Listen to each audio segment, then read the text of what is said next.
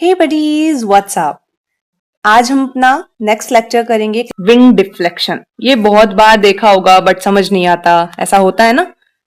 But अब आप लोगों को समझ आ जाएगा कि ऐसा क्यों हो रहा है। विंड देखो, विंड की डायरेक्शन ऐसे क्यों हो रही है, बल्कि ऐसे होनी चाहिए थी, हाई टू लो, तो है ना। चलिए इसके बारे में पढ़ेंगे। तो कुल मिलाकर हम पढ़ेंगे अबाउट द विंड्स। विंड्स क्या है, विंड्स के टाइप्स क्या हैं, why it moves like this, है ना। चलिए सबसे पहले दे रखी है इसमें trade wind, westerlies and easterlies. मैंने प्रीवियस क्लास में आपको समझाया था कि जैसी जिस जगह से वो निकलेगी, जिस डायरेक्शन से वो निकलेगी, उसका नाम वही हो जाएगा। फॉर एग्जाम्पल देखो, समझो इधर, ये अपना क्या है, east, west, north, south. Wind यहां से फ्लो कर रही है तो क्या हो जाएगी, ईस्टर्लीज। ईस्टर्लीज, ध्यान रखना इस चीज को। अगर विंड वेस्ट से मूव कर रही है, वेस्ट से, तो वेस्टर्लीज। ये चीज ध्यान रखनी है, ठीक है, समझ आ गया। चलिए अब बात करते हैं हम मैप के अंदर। यहां देखो, इससे भी बेटर लेके आते हैं एक बार। इधर देखो क्या हो रहा है इधर। Here is the equator. Equator दिख रहा है, इक्वेटर लो जोन, ठीक है। एक चीज ध्यान रखना, कन्वर्जेंस और डाइवर्जेंस। कन्वर्जेंस हमेशा लो प्रेशर एरिया में होगा और डाइवर्जेंस हमेशा हाई प्रेशर एरिया में होगा। ये याद रखना इस चीज को। तो अब देखो, विंड्स ईस्ट से फ्लो हो रही है, ये ईस्ट है, ईस्ट से फ्लो हो रही है तो इसको क्या बोल देंगे, ईस्टर्लीज।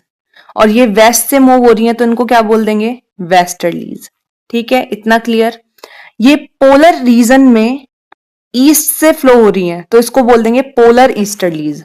पोलर रीजन में ईस्ट से फ्लो हो रही है तो इसको पोलर ईस्टर्लीज। क्लियर हो गया इतना।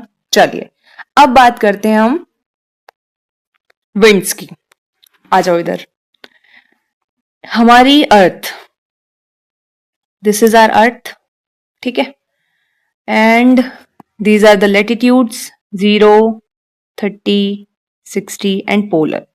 30, 60 एंड पोलर, ठीक। 0 डिग्री, 30 डिग्री, 60 डिग्री, देन इधर 90 डिग्री।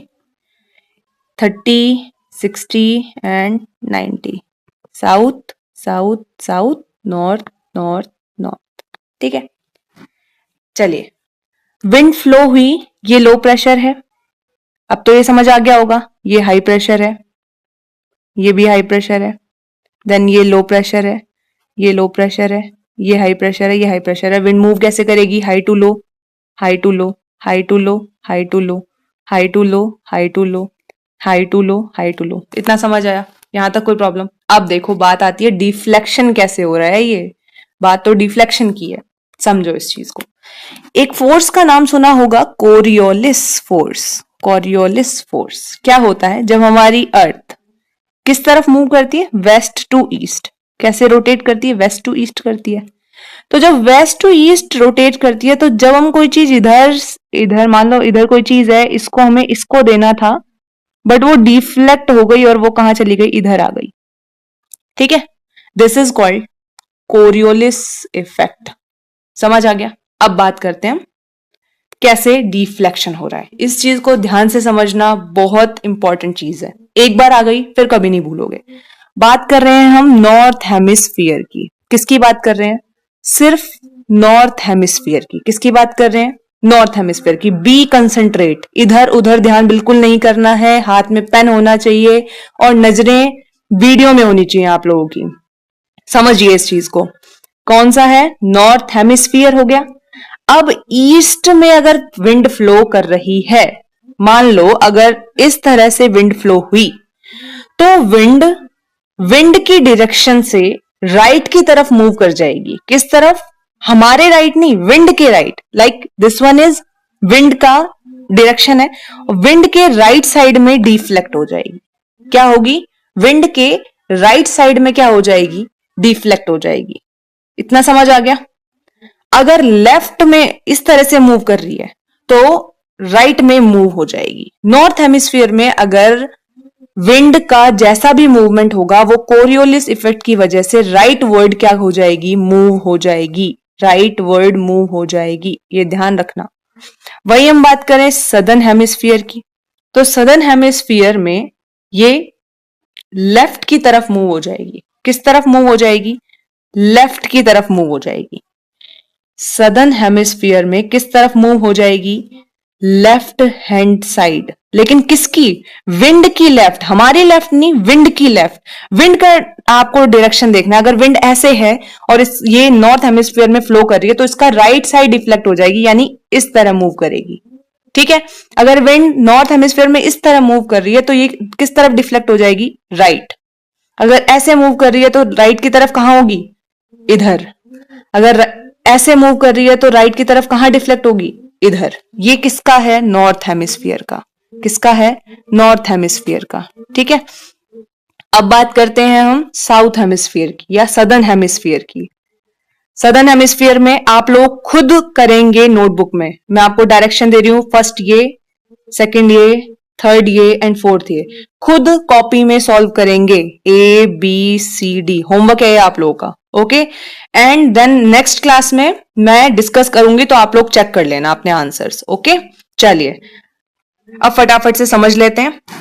तो इस तरह से हमारी अर्थ है and here is equator, 30, 60 and 90, then here 30, 60 and 90, है ना।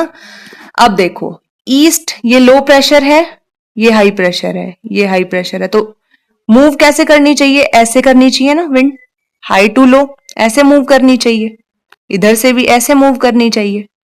लेकिन देखो अब ध्यान देना, ध्यान से देखना, ये जो विंड है इसकी डायरेक्शन क्या है? ऐसे है। और कौन सा हेमिस्फीयर है? नॉर्थ हेमिस्फीयर है। ठीक है, विंड की डायरेक्शन सबसे पहले देखो हेमिस्फीयर कौन सा है, फिर देखो विंड की डायरेक्शन क्या है। तो विंड की डायरेक्शन इस तरह है। अब इसका राइट क्या हो जाएगा? ऐसे हो जाएगा। तो ये कैसे होगी? ये यू डिफ्लेक्ट होगी, ऐसे डिफ्लेक्ट होगी, ऐसे डिफ्लेक्ट होगी, राइट वर्ड डिफ्लेक्ट होगी। समझ आया? अब यहां बात करते हैं ये कौन सा हेमिस्फीयर है? South hemisphere, southern hemisphere. Wind कैसे मूव कर रही है? ऐसे मूव कर रही है। किस तरफ मूव हो जाएगी? कोरियोलिस फोर्स की वजह से लेफ्ट की तरफ हो जाएगी। तो लेफ्ट कौन सा है? ये है। लेफ्ट कौन सा है? ये है। तो लेफ्ट वर्ड मूव कर दो इसको, ये इधर, ये left word, left word, left word. यहां तक कोई प्रॉब्लम? एनी दिक्कत? कोई प्रॉब्लम नहीं है। इनको बोलते हैं ईस्टर्लीज। क्या बोलते हैं? ईस्टर्लीज। अब बात करते हैं ऊपर वाले की। अब यहां लो प्रेशर है, इधर हाई प्रेशर है। ठीक, तो मूव कैसे करेगी? ऐसे करनी चाहिए, करनी चाहिए या नहीं करनी चाहिए? इस तरह इधर भी मूव करनी चाहिए। बट कोरियोलिस फोर्स लग रहा है, कोरियोलिस फोर्स क्या करेगा? डिफ्लेक्ट करेगा। फिर से देखो हेमिस्फीयर कौन सा है? नॉर्थ हेमिस्फीयर है। कौन सा हेमिस्फीयर है? नॉर्थ हेमिस्फीयर है। और डायरेक्शन कौन सी है विंड की? विंड की डायरेक्शन क्या है? इस तरह है। अब डिफ्लेक्ट किस तरफ होगी? राइट वर्ड, तो राइट वर्ड ये हो जाएगा। तो इसको ऐसे मूव कर देंगे, राइट वर्ड। किस तरह मूव करेंगे? Right word, rightward, rightward. इधर सदर्न हेमिस्फीयर है, सदर्न हेमिस्फीयर में किस तरह डिफ्लेक्ट होगी? लेफ्ट वर्ड, तो लेफ्ट वर्ड इसका लेफ्ट क्या हो जाएगा? इसका लेफ्ट क्या हो जाएगा? इधर, तो इधर मूव कर देंगे। ये विंड्स क्या हो जाएंगी? वेस्टर्लीज। क्या बोल देंगे?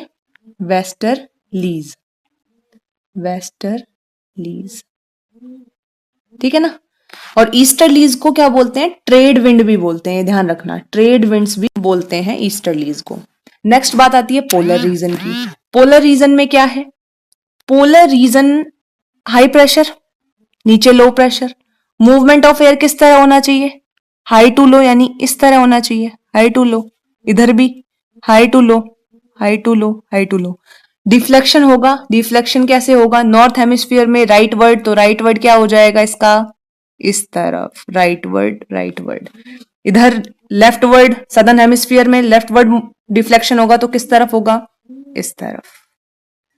समझ आ गई बात? तो इनको बोलते हैं, इनको बोलते हैं कौन सी?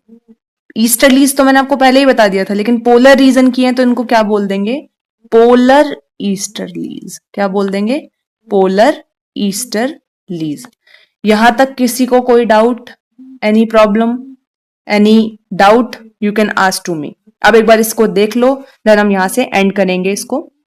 देखो ये है हमारा इक्वेटोरियल, ये डोलड्रम, ITCZ, इनको अभी इग्नोर करो, ये हम नेक्स्ट वीडियो में इसको डिस्कस करेंगे, हॉर्स लैटिट्यूड एवरीथिंग।